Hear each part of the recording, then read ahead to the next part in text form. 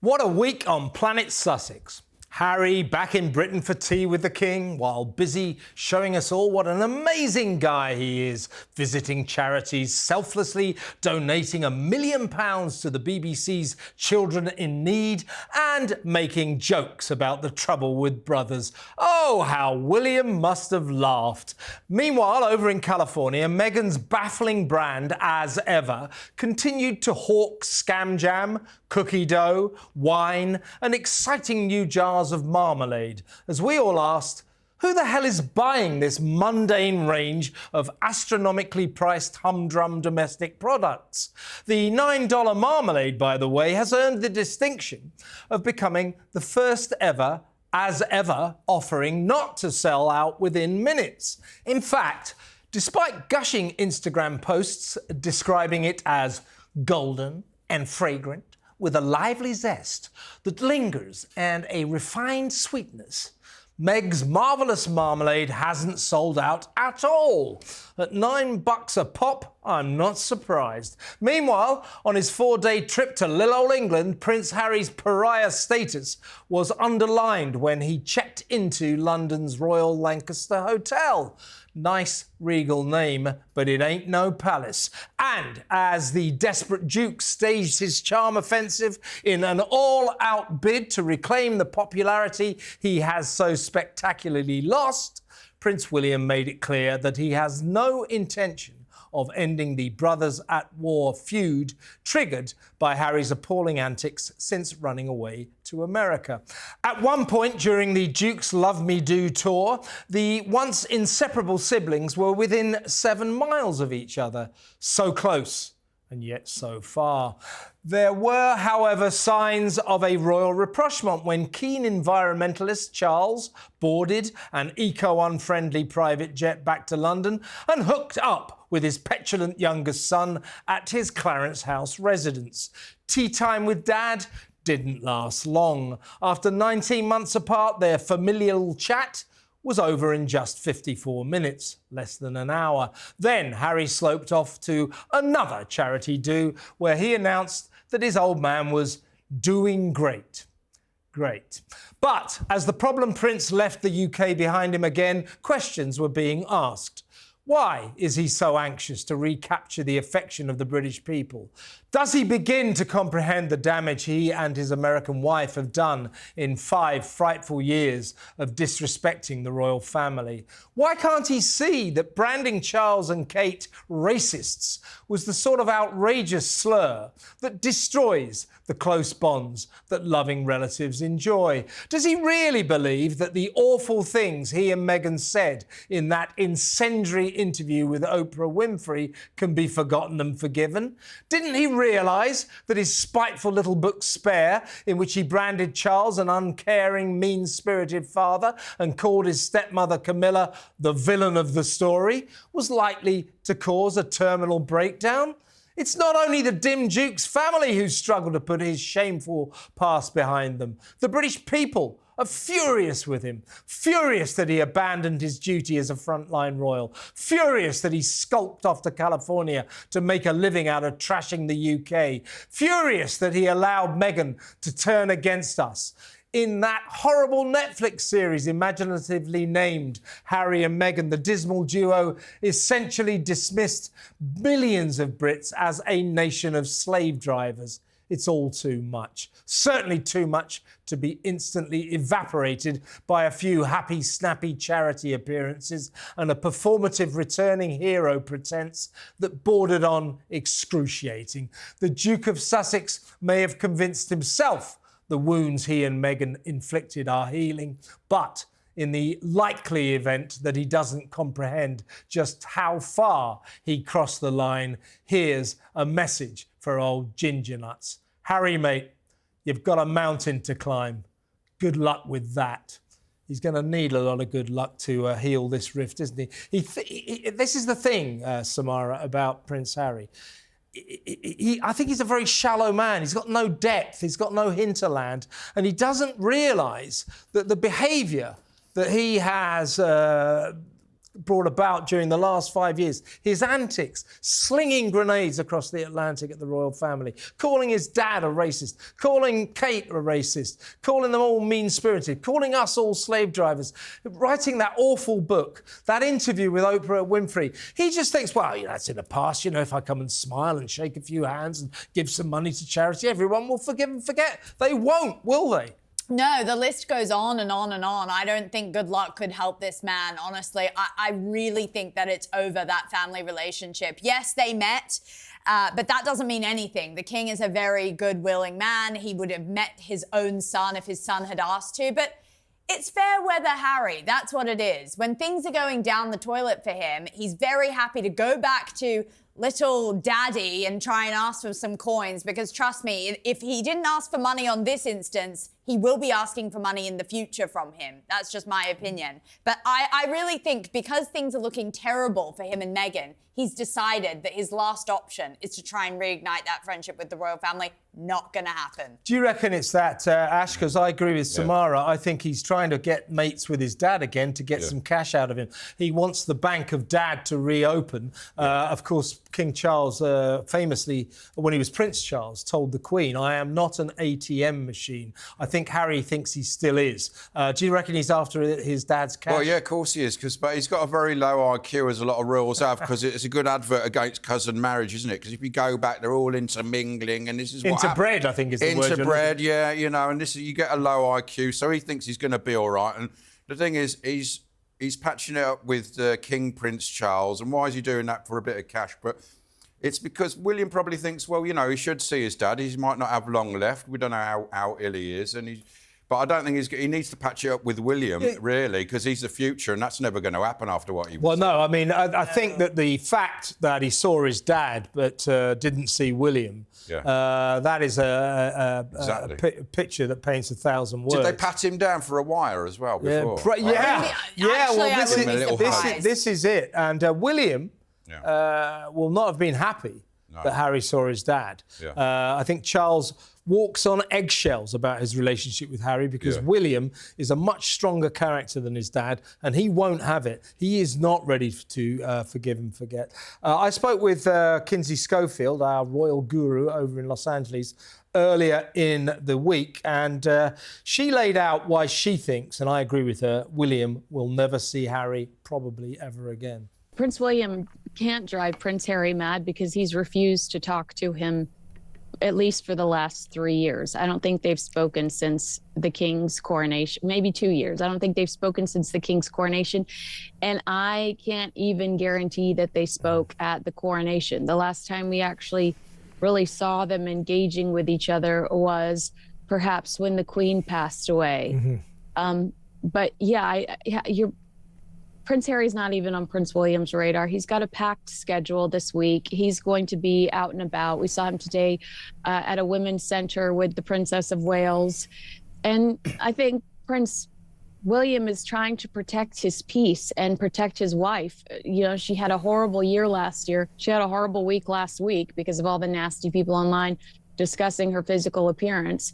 And he just knows that Prince Harry brings drama. Yeah, and as I was just saying to Ash, Samara, I think the fact that he did in the end, you know, have this 54-minute tea party with his dad, but didn't go anywhere near Prince William, or William wouldn't have him anywhere near him. When I say that, I mean geographically, they came very close.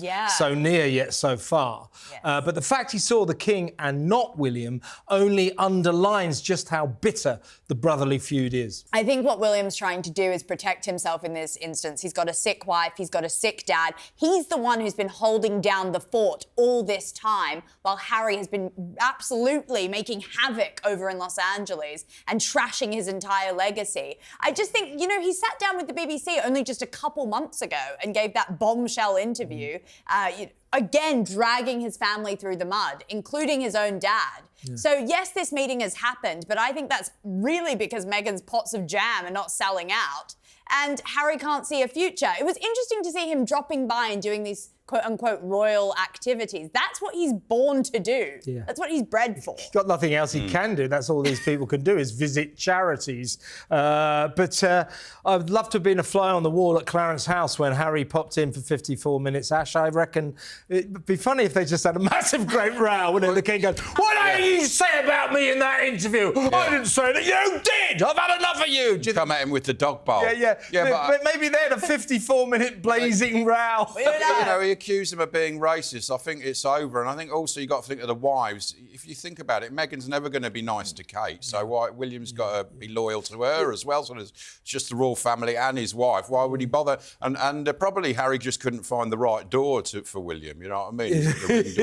Yeah, that's right. Deliveroo problems. But yeah, I think it's an interesting parallel, isn't it? That both the King and William have wives who Harry and Meghan have been unconscionably rude about. They've insulted their wives. Now, William is basically saying, you insult my wife and you can get out of my life. Yeah, exactly. I mean, you know, excuse the language, but essentially what William said to Harry, not personally, but in effect during this 4-day trip to Britain was F you. You're not speaking to my wife like that and getting away with it. I never want to speak to you again. The King is a well-known softy at heart. He is a much less strong-willed character than William. And he's not well, he probably thinks, you know, and William will probably think, well, he should see his dad. It's his son. It's his son, isn't it? But don't make no mistake, the King too is furious about what Harry said about Camilla, the villain of the story. That's why I only got 50 minutes with him in about 2 or 3 years. If you think about it, Samara, that is, as Ash quite rightly says, 19 months it is since they saw each other last. That was when February last year, he flew back unannounced straight after the King's cancer diagnosis. If you remember, the King was basically going, I didn't know he was coming. And the King managed to find a few minutes for him. That was 19 months ago. After 19 months, father and son, 54 minutes and a cup of tea. It's hardly the reunion of the century, is it? And Charles knows why he's coming, really, for a bit of the old cash. That's what it is. I think the Bank of Dad is the reopening. But it's even more nefarious than that. I think it's obviously this new PR team that Harry and Meghan have brought on. This has come from them. This has not even come from the King. This hasn't really come from Harry. I think this is about trying to, OK, let's repatch the relationship up so that then we can get more deals done. I mean, it's no coincidence that Harry announces that he's donating £1.1 million to a children's charity. Again, by the way, that would be Why is it 1.1 million? Well, what's that probably about? because it's a tax write-off. He'd be paying that in tax anyway. Good point. American taxes. Exactly, American taxes. So very good point. Don't think that this man is just sort of going into his bank account and shilling it out. But this all is a strategic plan by a massive PR agency that is trying to get Harry and Meghan back on the good side. Yeah, this is all about... He seems desperate to regain that popularity that he once had here in Britain, but spectacularly lost, as I said in my monologue. He's desperate to do that, and I think that's got a lot to do with Meghan selling her products, because while Harry remains unpopular, Meghan remains unpopular. And if Meghan is watching, you're probably thinking, because we're talking about Harry, we're giving you a week off. We're not. We're going to talk about As Ever now, the marmalade. This is the new... I mean, the way it's described, I'll look it up again in a minute and I'll tell you again. But $9 a pop. This is the first product that, as ever, has not sold out instantly. Nobody wants a $9 marmalade. And Jan Muir in the Daily Mail last week echoed exactly what I've been saying all along. Who the hell is buying this stuff? Who's going to spend $14 on cooking dough? Who's going to spend $120 on 3 bottles of rosé wine? The price is $14 for jam. It's not even jam, it's scam jam. As I keep saying, these are mundane, humdrum products, exactly what Jan Muir said, that if you go to your grocery store next door, you can buy them for a fraction of the price and you can buy them immediately. She expects you to fill out a form, put your credit card in, pay wildly over the odds and then wait 3 weeks for them to come. Who's buying this stuff? I don't think as ever... marmalade as well. Who likes marmalade anyway? Well, I do. I like Do you like marmalade? Yeah. Meghan is such an... It's the only jam I like. It's the only jam I like. Kev to try some on air.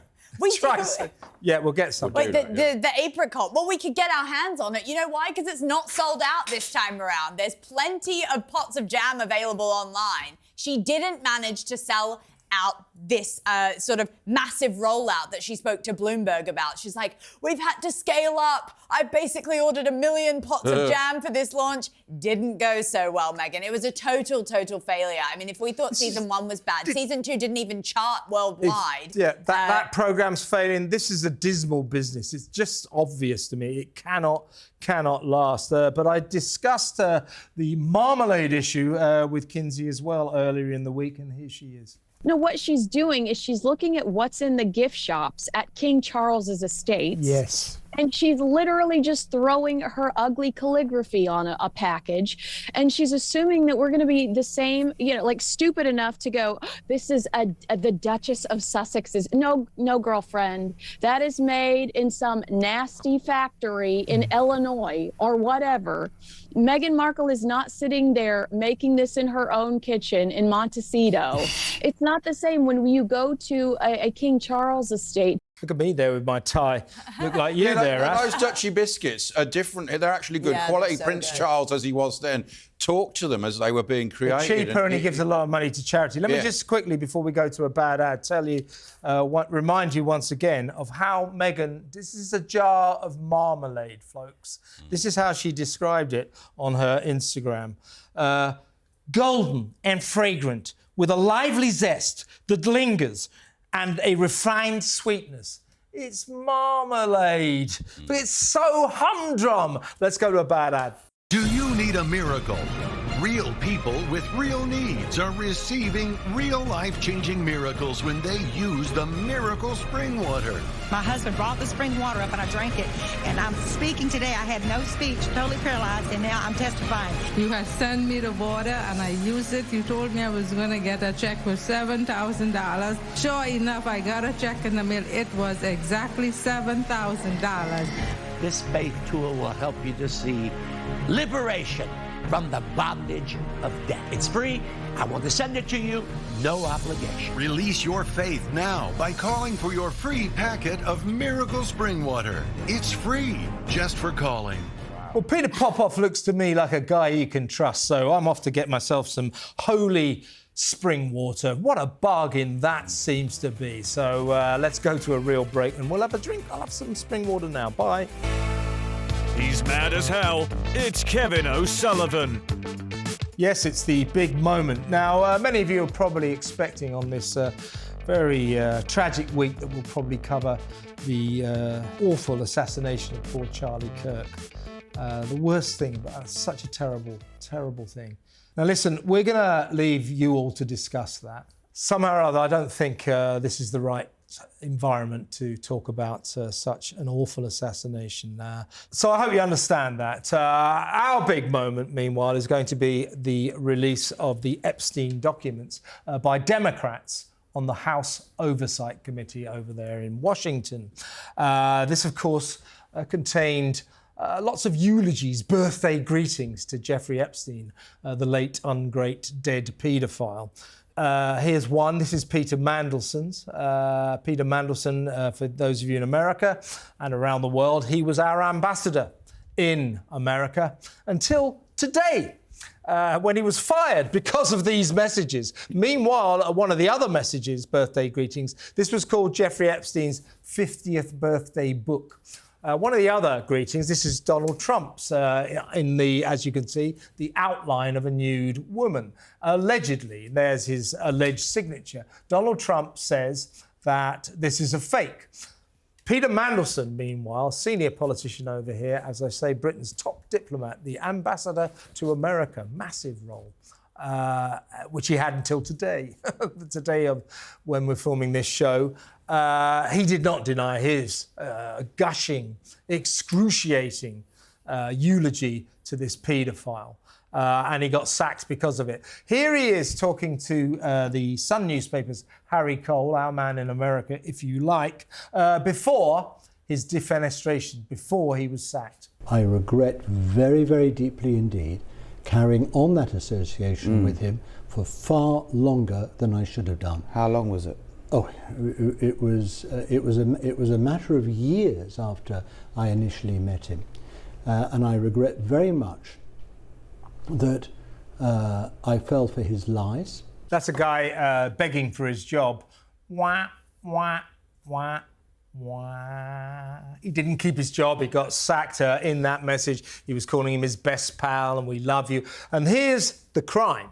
This is why he had to go. He stayed friends with Jeffrey Epstein after Epstein was convicted of soliciting a minor, a paedophile sex offence, a child sex offence in 2008. Peter Mandelson said in messages, "Oh, this is terrible. You'll get over it. You're my best pal. Yeah, you're my best pal. Yeah. Call this make an opportunity of this."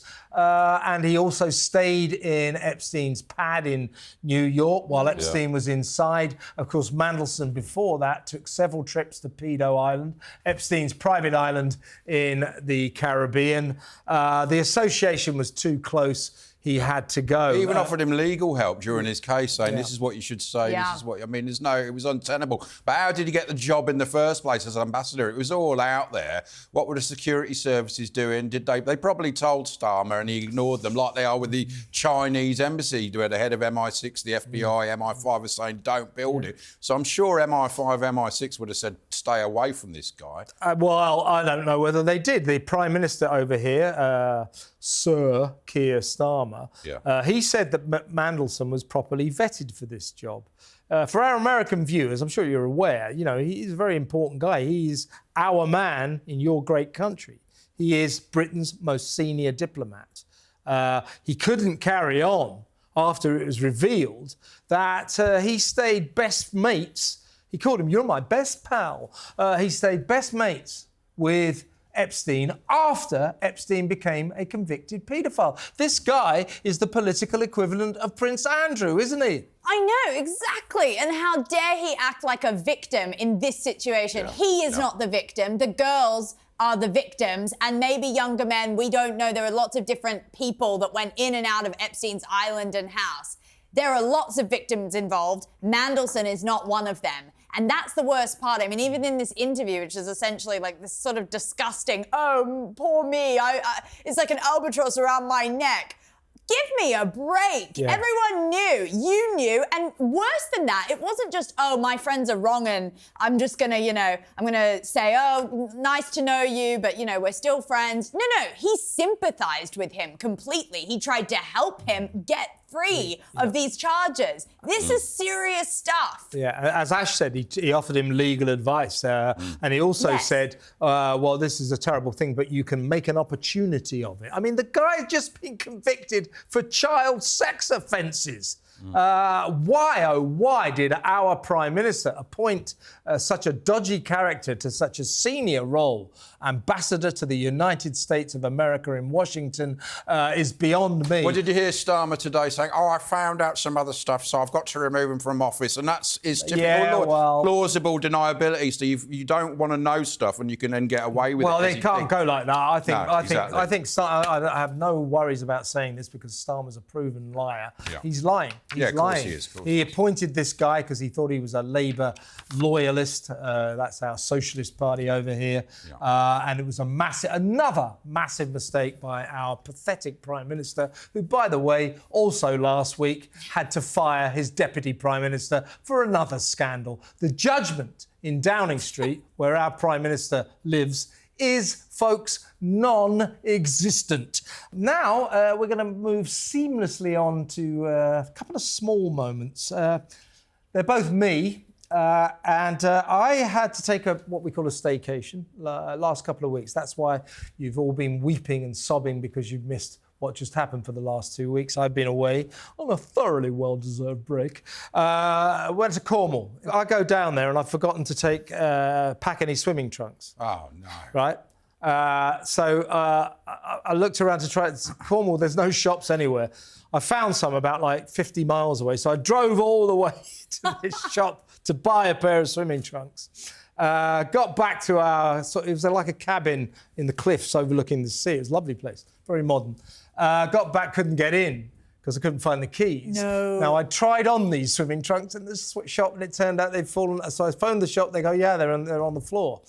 So I had to drive all the way back, another 50 miles, all the way back. All that. So I really suffered for these swimming trunks, right? So this was like the first day of the holiday. Couldn't you have done it in your pants, or do you go commando? No, I'm not that sort of a guy. He's a public figure.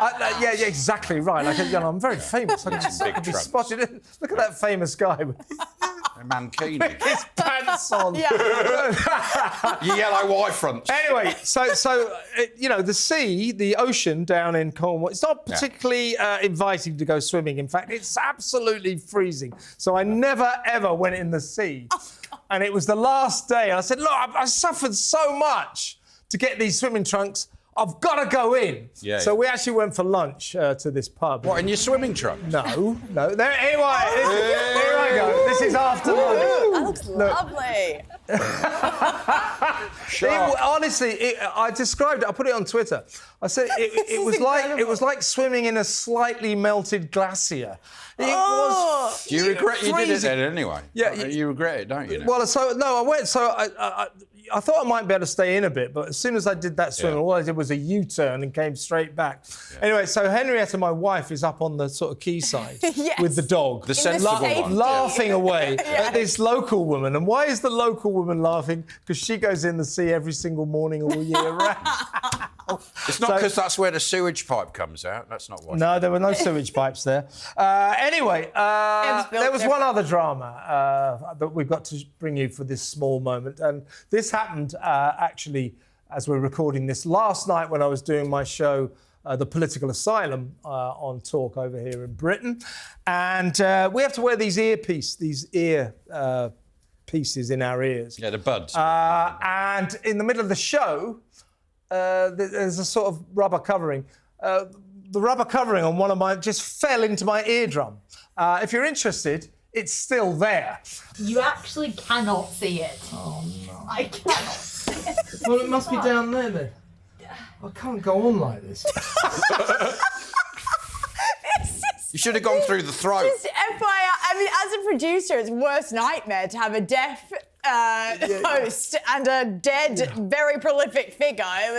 So how far has it travelled? We should have a little map showing where it is now. Well, I don't really know because it's still in there. No, this was last night. You cannot see it. Maybe you'll pass it. Yeah, it might. Look at this. In the morning. It's going to make its way into the brain. Those are tweezers. Yeah. So it was really painful last night.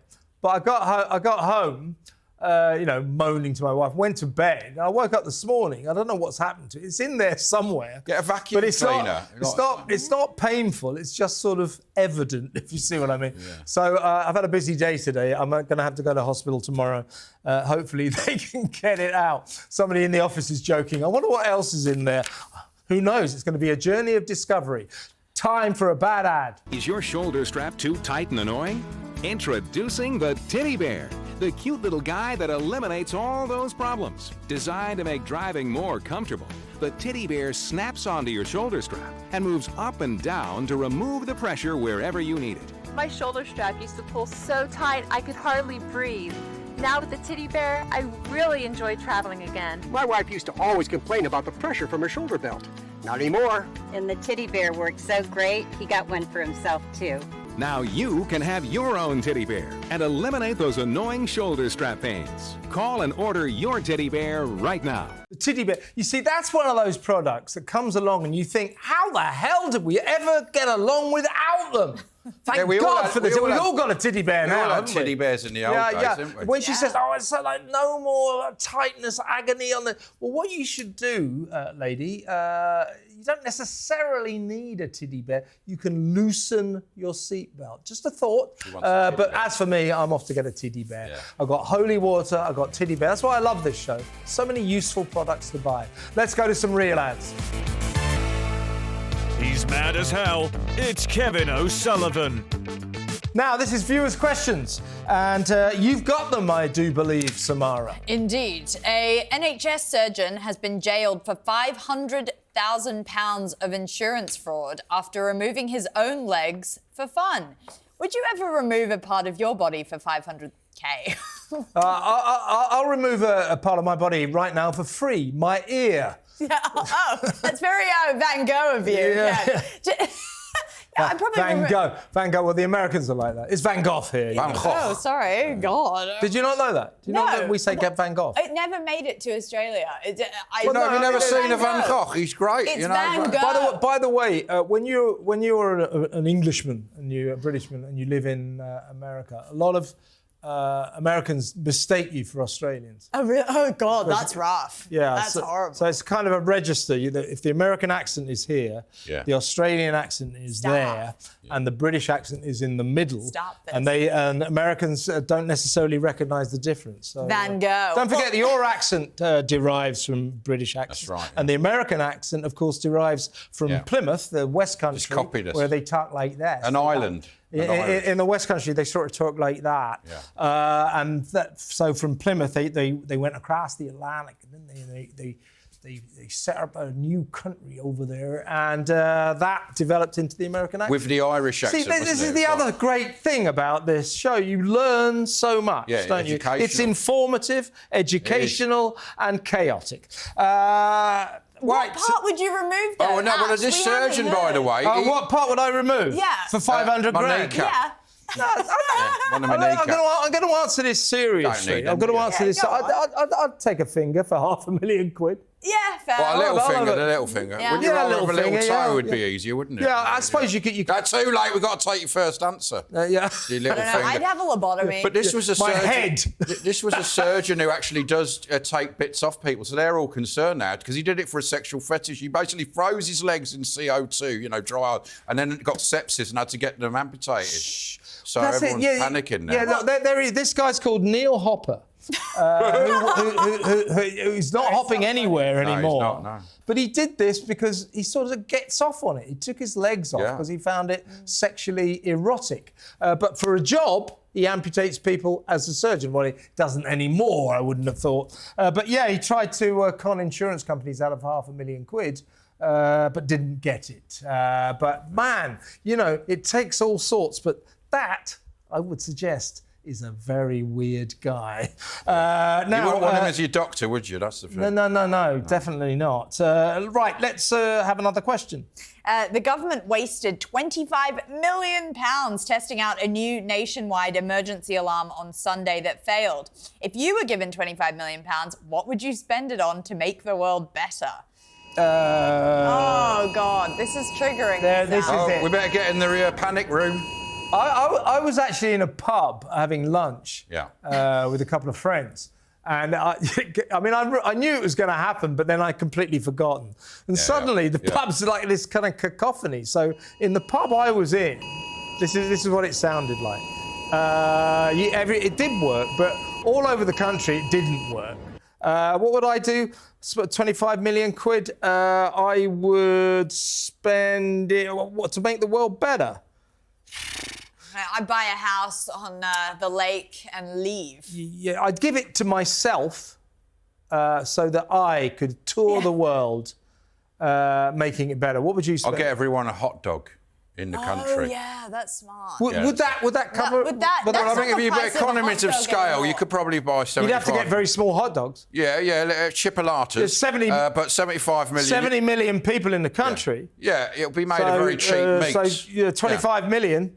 That's not going to get you much of a hot dog. Well, half a hot dog? Well, less than maybe half a hot dog, a chipolata. You're talking about a third of a hot dog per person. Yeah, a third of a hot dog with sprinkling of mustard and a bit of a... So a third of a hot dog for every person in Britain. Exactly. I'm not convinced that would make the world a better place. A little bit better. Every little helps. I tell you what, any other use of this 25 million would have been a better use of it. I mean, I just don't understand.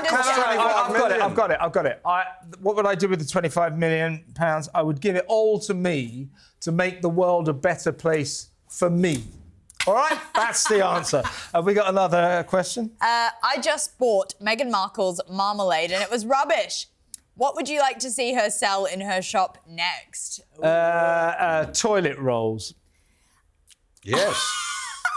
Trust me, the way she's going, With Harry and Meghan's faces Yeah, with on Harry it, and yeah. Meghan's face Yeah, on yeah. the toilet roll. We'd all want Trust that. me, the way she's going, that's going to be next. I mean, it's like going into like a hardware store or something. I wanted to do like a social mountaineering book about how to work your way up to the top from like Good idea, man. £5 D-list actress to I guess Meghan Markle. Yeah, if you were going to buy like jam and stuff like that, would you get it from As Ever, or would you go more upmarket and go to 7-Eleven? Exactly. They keep going into these crazy industries like producing television and consumer goods that they know nothing about. I know all of you excellent, lovely viewers around the world are kind enough to send us lots and lots of messages. Let me know what you think. I'm just fascinated by As Ever's range of products. How can you base a business on $14 jam, $9 marmalade, $100 rosé wine when you can buy it so much cheaper next door at 7-Eleven? I mean, seriously, let me know what you think, because it baffles me. It baffles me. What would we like? Yeah, toilet rolls. Well, do you know what she said in the Bloomberg interview? She said that this jam was meant to be marketed towards teenagers to use with their pocket money. Teenagers? That's what she said in the Bloomberg interview, which is just madness. Meghan, I know you're a middle-aged woman, you're in your 40s, but just a bit of FYI, teenagers don't eat jam. Correct. I think they're spending their money on other things. Like marmalade. Mind you, I like marmalade, but I don't like jam. There's a bit of info for you. Again, education. You see the things you learn on this show. Time for a bad ad. I'm a magical storyteller and entertainer. Tell us a story. I like to tell stories that make you smile, stories that are scary or sad. Press the picture on the remote interactive storybook touchpad. Listen with the magic fish. Make a wish on my magical wishing amulet. I wish I could go swimming with Jana. May your wish come true. Yano, the magical animated interactive storyteller. Batteries not included. Yano, the magical storytelling doll, the stuff of nightmares. Those poor kids, they must be terrified. Like Gremlin, wasn't it? Yeah, let's go to some real ads. He's mad as hell. It's Kevin O'Sullivan. Welcome back to this excellent returning edition of What Just Happened. And this is the complaints department, where we go through some of the messages you're kind enough to send in, as I just said. Ladies first, Ash. Right. I can't stop. This is, by the way, from Martin. It says, I can't stop laughing, Kevin. Please give us more shows. Amore, greetings from Argentina. Argentina? Wow.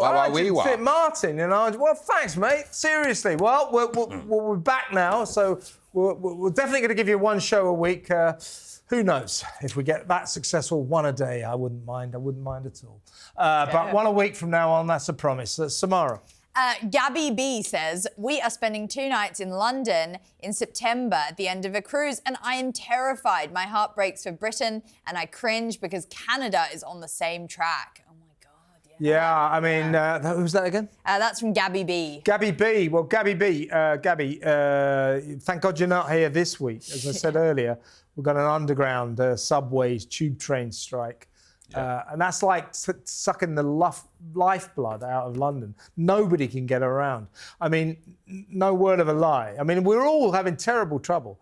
My journey to work usually takes me about half an hour. It's taking me 90 minutes, 2 hours at the moment. Last night, I was coming home from work, 11 p.m. I was going, I got a taxi. I was going past a bus stop. There's about 300 people still waiting for buses to get home because all the buses are absolutely packed out. No one can get on them.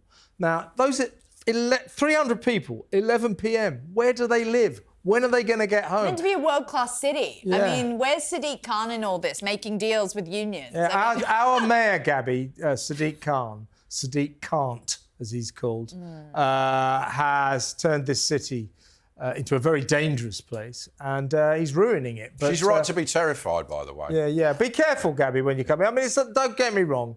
It's still a great, great city. We still love it. But just very dangerous. It's become very dangerous and kind of difficult. I hope you have a great time. Ash. This is from Gretchen. I just love your wit and this show. American here. Gretchen. Gretchen. Does it say where Gretchen's from? No, just American. Well, Gretchen, General. thanks very much for your kind words, and thank you very much for tuning in. Hope you're glad we're back. We are very glad to be back, aren't we, Samara? What is our next complaint?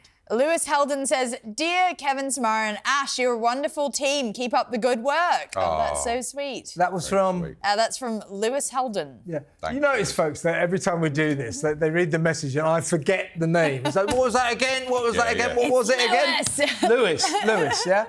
Well, Lewis, thank you very much. Thank you very much. We got any criticisms here, Ash, or is that... is this another eulogy? Actually, no, I think this might... It's like being Jeffrey Epstein and you're...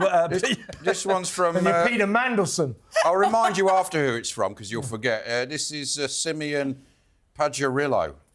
This show is disgusting. They are making money off Meghan Markle and her husband. Stop it. That's Simeon Pajarillo. Oh, you remember that. I remember. You remember the hard Simeon ones. Pajarillo. Well, Simeon Pajarillo, point taken. We'll stop doing it right away. Yeah. No, we won't. Samara. Cheryl said, "The cooking segment really got me. You guys are absolutely priceless. Kev, Samara and Ash, best show ever." And Mary says, "I watch this every Saturday morning in California. Kevin, you're spot on again about everything. Kiss, kiss." Yeah, well, this was the pasta we made, wasn't it, in the last show? Well, we didn't make it. It was raw. But it was all right. What was it again? It was a lemon spinach pasta. Oh, it was Meghan's salad. It was Meghan's dish. Horrible salad. And I was going, lemon pasta, but it actually tasted quite good, didn't it? Yeah, but then it's like a basic dish. It's not exactly cordon bleu. Yeah, there was a slightly raw problem with it. And don't forget, we had our Grits Week. Grits Week, do you remember Grits Week? Yeah, that was amazing. I love grits. Ash loved them. I used to hate them in America, and then I thought I didn't hate them quite so much this time. But you thought they were revolting, didn't you? I wasn't here, but I mean, you've clearly been on a journey. You'd have loved it, man. I'm telling you, you'd have loved it. We had Kinsey, yeah. Oh, Kinsey. Oh, there you go then. Yeah. For Kinsey, that's like basically her diet. You know? Yeah. She's from the That's south. all they eat. Ash. This is from C-Daz. This is C-Daz. C-Daz. Yeah. Many of us Americans are worried for our British cousins, Kevin. Well, C-Daz, thank you very much. And you should be worried for us. Yeah. We're very worried for ourselves because we have a government and we have a Prime Minister who is eroding our freedom of speech. I mean, for God's sake, there's a comedy writer called Graham Linehan who's actually been hounded out of this country. He's been cancelled because he campaigned against the trans lobby and he got cancelled. He used to be very successful. So he's gone to America. He wants to live there. He came back last week, I think it was, and was arrested at the airport, at Heathrow Airport here in London. He was arrested by 5 armed cops. What was he arrested for? Troublesome tweets about trans people that he posted while he was in America. Now, Graham Linehan is Irish. He's not British. So what we're talking about here is this foreigner flew in to London from a foreign country, America, and was arrested by British cops with guns for tweets that he posted in America. There goes freedom of speech. There goes freedom of expression. Disgusting. Disgusting. And there goes tourism, because why would you come from America when you could get arrested for a tweet you've done in America? I don't know, guys. I think the whole West is actually under attack. I mean, obviously, just look at Charlie Kirk. He is the bastion of free speech, and he was murdered at point blank but the thing is, in America... but it's this dangerous thing of locking people up for tweets. People like Charlie are suffering because Donald Trump in particular... has enshrined freedom of speech. Say what you like in America. Fantastic. Yeah. Freedom of speech. First Amendment. Yeah. Freedom of speech, the First Amendment. And people suffer for it, but Charlie Kirk actually once said, I'm afraid there will be victims in this, but it is worth it. What a tragedy, he became one of them. But yeah, you have freedom of speech in America. People suffer for it. Over here, we have a government that is killing our freedom of speech. This is becoming like kind of East Germany in the 1970s, or Stalin's Russia, or North Korea or China. More people get arrested here, a lot more than in Russia at the moment. Like 35 people a day or something. Yeah, well, a lot of you. Tweets. Yeah, a lot of you in the States are probably aware that people in this country are being sent to jail for like 3 years. Well, and from abroad with Graham Linehan, people are being sent to jail for tweets. I mean, think about that. It's unbelievable. We're very worried. Thank you very much for your concern. We're concerned for ourselves too. Who's next? You. Is it you? Yes, it's you, isn't it? It's you. Juliana has said the panel need to grow up. Never. Can't argue with that. Can't argue with that. There is plenty to say about Meghan and Harry without the childish antics. I mean... But we like that. Yeah, but who is that again? Juliana. Done it again, haven't I? Done it, who was Juliana. From Harry, Prince Harry. Juliana, the thing is, you're quite right. We can be very childish in our attacks on Harry and Meghan. But do you want to know why?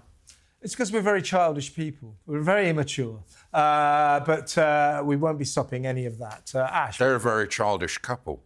This is from Tammy Wanless. She is Wanless.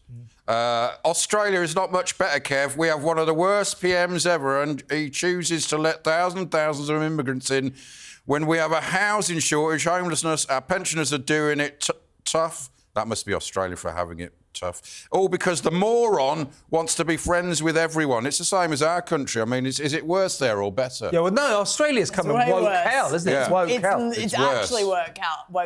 And the issue is our citizens are very rule-followy and they're a little bit less sort of... We saw that in rambunctious COVID, as didn't we? Brits. No, they'll just lie down and take it, and that's the worst part. So I think they're getting taken advantage of because we've got the Online Safety Act to another level. You can't even access YouTube if you're under 16 years old. And everywhere you go, you have to sort of pay tribute to the first Australians, don't you? It's worse than that. Now in schools, they're teaching this weird concoction of history that makes every white child kind of hate itself. And it's like, they're telling them, like, you are the problem. Yeah. Anyway, You are it's the a whole racist. other topic for another time, guys, but you're right. Who had the land first and all that Correct, kind of... but in a very weird way. See, Australia used to be, a no-nonsense country. So did Britain. Now, both countries are lost in woke hell. Unbelievable. We are lost in woke hell, and they're taking away our freedom of speech. God bless America. I mean it.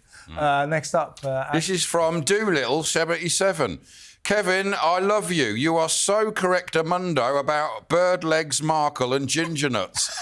Stick to the back teeth of authentic, organic narrative. Please get out your thesaurus and find some other words, please. Any possibility of hearing about other royal families around the world? There aren't any others. Bird legs, Meghan. I've never heard that one. Well, thank you very much. Very kind of you. Doolittle. Very kind of you. Doolittle. Thank you. I do very... Actually, I do... I do Doolittle. I was going to say I do little. I don't. I do miles too much. Miles too much. You should have... This week, I think I'm going to, just deconstruct or something. I'm just so busy. What you got, Samara? Terry Trammell says, Meghan is 51 years old. Her dad showed the proof. She's a liar and she's a fraud. She's 51 years old. I can believe it. I can believe it. Do you think she is? She is, apparently. Yeah, she's much older. Yeah. No, you're kidding. Yeah. No, who's saying this? Her dad did. I think her dad or her brother showed some sort of birth certificate. 51. Yeah, and the rest. I mean, I'll say this: if that's true, plus we tax. don't know. She's wearing well, well, happy 50th. I hope you had a good time, Meghan. What you got? Last message to you. This is from Amelia. Meghan Markle couldn't risk having Prince Harry meet her father. Her father might say something that would expose her lies. She can't have that. She's a horrible human being. Well, Amelia, you're touching on a really weird topic. Here they are. What, they've been married 5 years or something, 6 years? When was it? In 2019? Yeah, 6 years. 6 years they've been married. Harry has never met his father-in-law. Thomas Markle has never met his grandkids. It's deeply, deeply weird. But there you have it. Harry and Meghan, deeply, deeply weird. Let's go to a bad ad, our final bad ad. Tiffany Taylor, she's what you want her to be. First a brunette, turn around, she's a blonde. Naturally, Tiffany Taylor. I'm going for the holy spring water. What was your favourite bad ad of this show? That don't. There'll be some more bad ads next week. Also, there'll be some more of Ash and some more of Samara. And I'm very sorry to tell you there'll probably be some more of me as well. That is it for another fantastic, the returning edition of What Just Happened. I promise we will be back in 7 days' time. I hope you enjoyed the show. We've enjoyed your company. Stay cool.